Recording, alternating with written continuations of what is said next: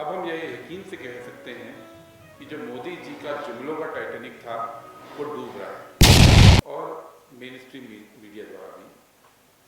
लेकिन अब जब 4 फेज के चुनाव हो चुके हैं तो अब हम ये यकीन से कह सकते हैं कि जो मोदी जी का जुमलों का टाइटैनिक था वो डूब रहा है। उन्होंने 10 साल जो बड़ी बड़ी बातें की हैं, जो बड़े बड़े वायदे किए, उसकी कलई धीरे धीरे करके देश की जनता के सामने खुलती गई है।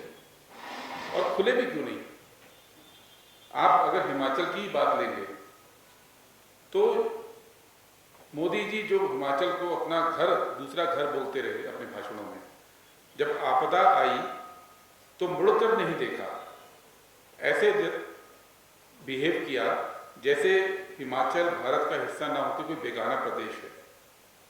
ये वही मोदी सरकार है जो हिमाचल की इकोनॉमी की रीढ़, एप्पल, सेब, उस पूरे सेक्टर को उन्होंने नुकसान पहुंचाया कस्टम ड्यूटी हटा के सेब के ऊपर से।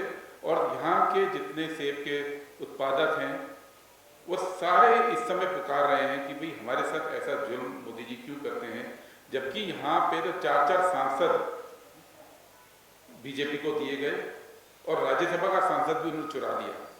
इसके बावजूद उनको यहाँ के किसानों की, यहाँ के सेब उत्पादकों की कोई फिक्र नहीं।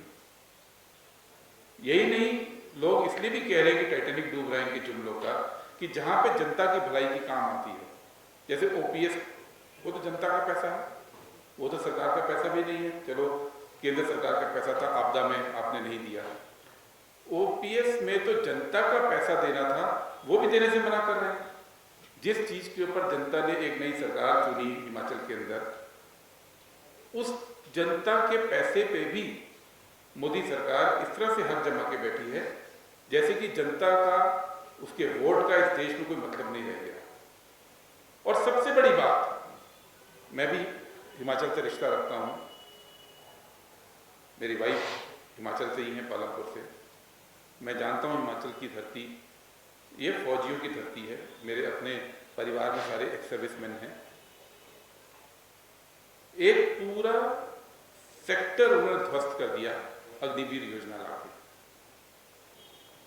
मोदी जी को देश में जब वो प्रधानमंत्री बने थे तो दुनिया की दूसरे नंबर की सबसे बड़ी फौज मिली थी।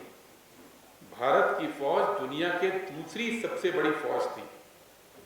और ये वो फौज है जो मोदी जी के आने से पहले दुनिया में न्यूक्लियर पावर थी।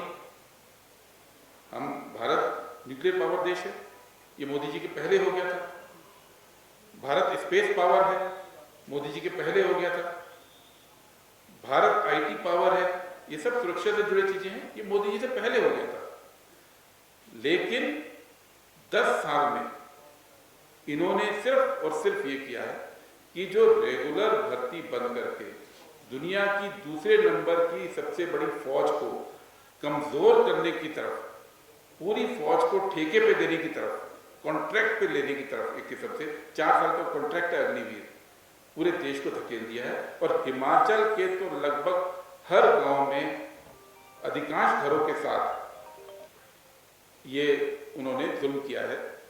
और इसलिए हम लोग इस चुनाव के अंदर स्पष्ट वायदा कर रहे हैं कि कांग्रेस पार्टी की सरकार आएगी, इस इलेक्शन में जीतेंगे हम, इंडिया अलायंस की सरकार आएगी, तो इस सबसे पहला काम हम जो करेंगे वो इस अग्निवीर योजना को सिरे से खत्म करने का करेंगे।